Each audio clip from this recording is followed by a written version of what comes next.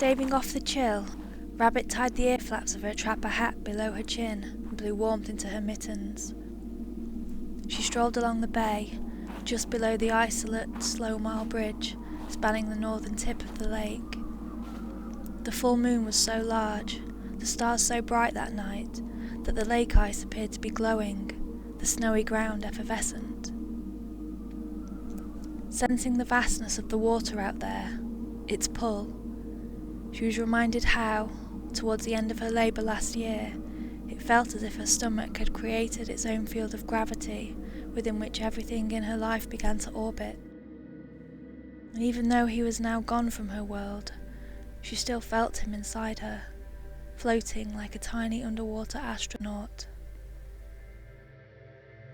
When he came home from the hospital, she didn't really notice his sobbing, grizzling or wailing. She had a touch of the baby blues. Her Aunt Cass would change and feed him, while Rabbit buried her head beneath a pillow, filled with a strange sorrow.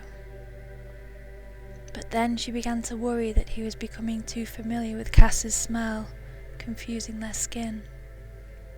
Gradually, a shadowy strain of Rabbit's woe began to fade, and he would turn his head whenever she spoke or came into a room, lift his arms and cry out for her.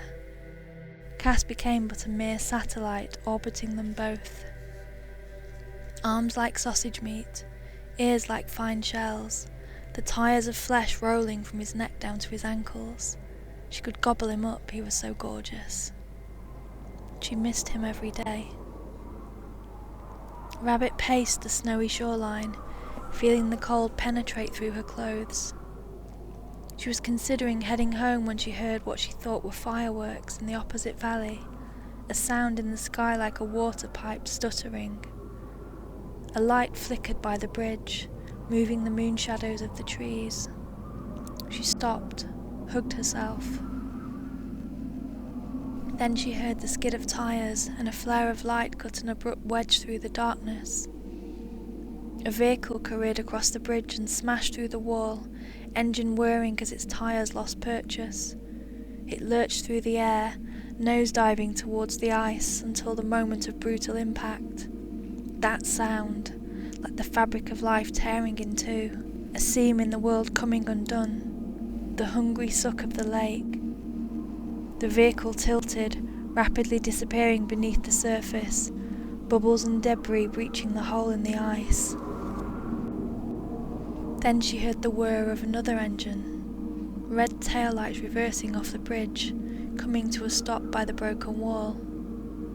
A figure appeared, pointing towards the lake, a dark shape silhouetted in his hand. She started to edge away but tripped in the snow. When she looked back, he was staring. He began to move. Rabbit rushed into the tall pine trees, the flush of adrenaline making her light-headed, stumbling deeper into the woods. She didn't look back, but could sense him behind her, stepping into her footprints, his eyes a hard glitter.